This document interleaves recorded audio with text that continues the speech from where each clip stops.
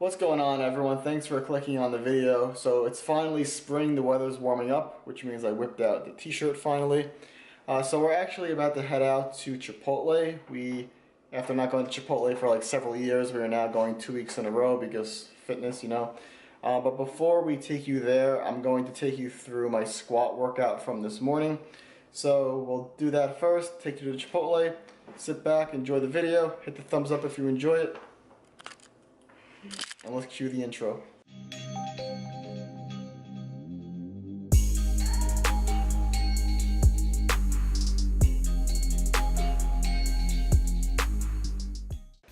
What's going on, everyone? Welcome to the squat workout.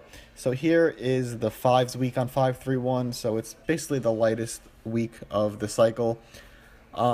If you watched the last squat workout I put up a couple weeks ago, I think the title said like I hate squats, and I was mentioning how squats were feeling uncomfortable. I was having a lot of like glute tightness, and I'm happy to say that since like the 2 weeks passed from that video, I mentioned there I was rolling my glute on like a lacrosse ball.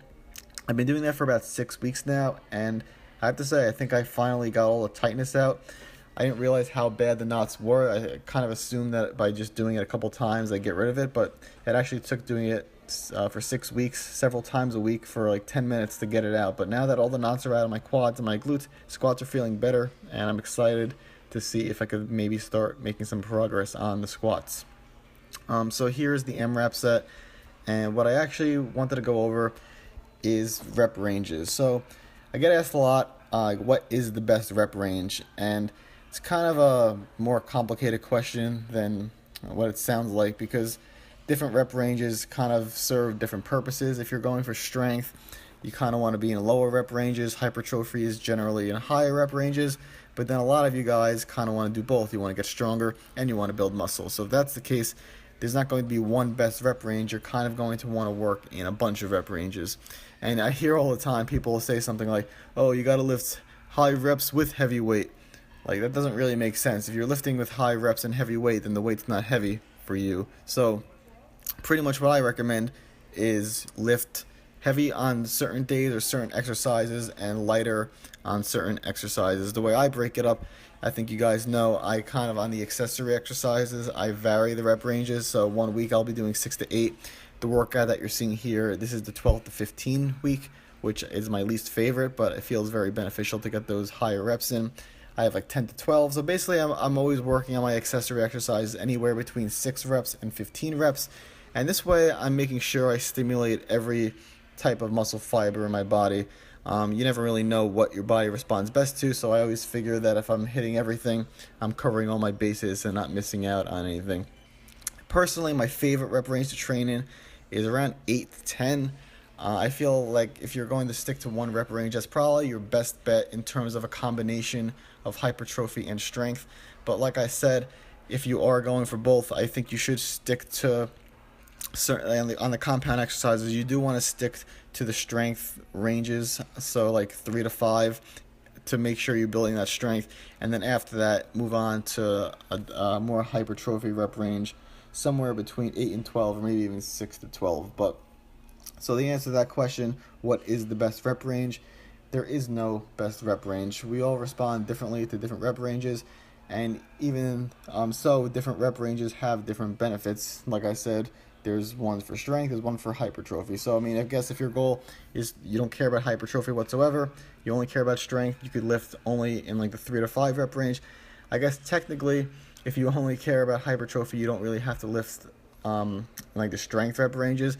But even then, I would say, even if you want to build muscle, getting stronger always will help to build more muscle. So even if your goal is only hypertrophy, I still would recommend doing some work in lower rep ranges, but not the other way around. If your goal is not to add any hypertrophy whatsoever, which I don't know why you'd want to do that, and only get stronger, then you could probably get rid of the higher reps. Because personally, I hate training in higher reps. I mean, you see me here doing 15 reps. It's brutal to me. I don't enjoy it, but it has to be done until I only do like 15 reps once a month. So I could push through. Like I said, my favorite is around the 8 to 10 rep range. So yeah, that's my opinion. There is no best rep range. Work in all of your rep ranges.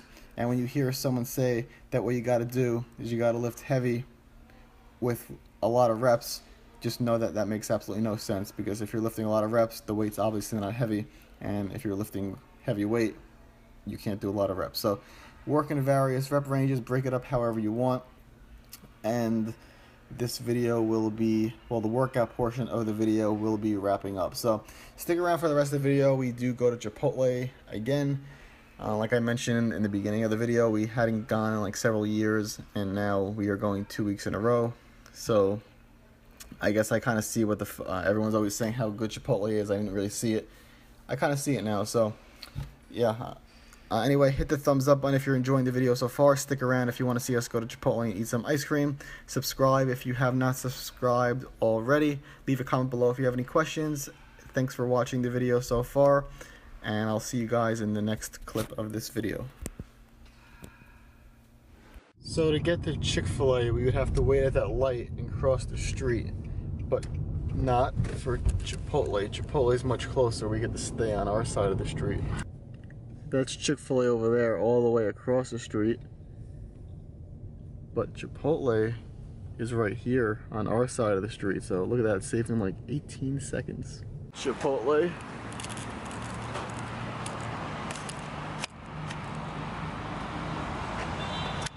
Chick-fil-A. Someone got excited online at Chipotle. So what'd you get?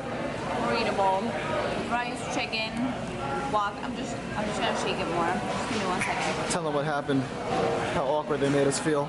Oh yeah, they didn't have black beans, so I want black beans because I'm not feeling pizza beans.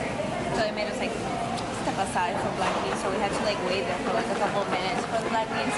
I just felt awkward. They made us feel very awkward for wanting black beans. Yep.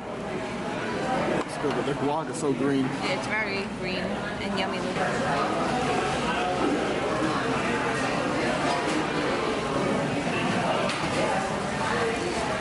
So we got chicken, black beans, white rice, pico, guac, cheese. And something different I added was fajita veggies. We'll see how that is. So we just finished up Moe's, and Paul is driving to Froyo. I am not going to be getting Froyo. I will be having Arctic Zero at home. But just a little wrap up on Chipotle.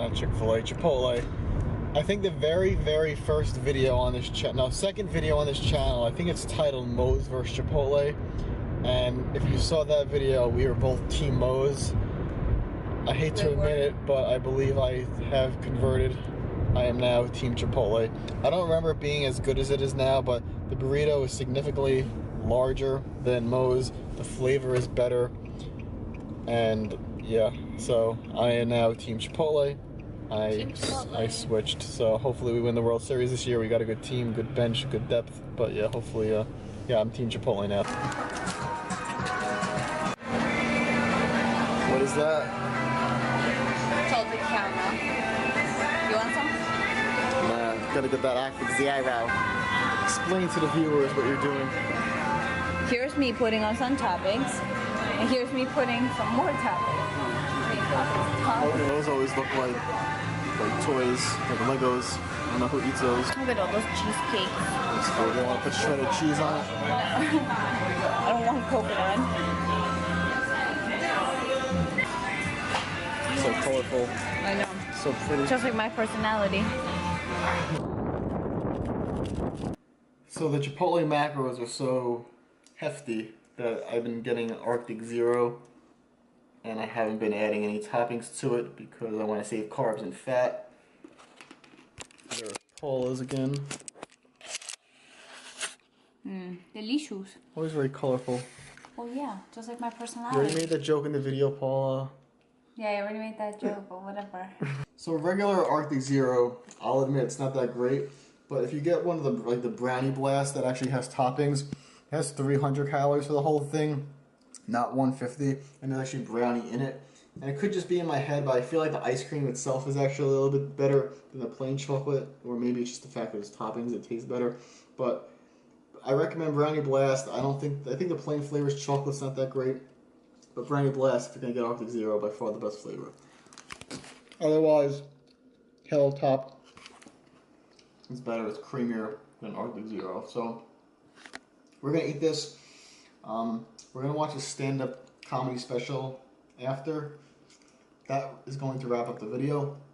I hope you guys liked the video. If you did like the video, please hit that thumbs up button. Yeah, like that bicep. Hit the thumbs up button. Subscribe if you have not already. And we will see you in the next video. Don't hit the Arctic here. It's not its fault. Sorry.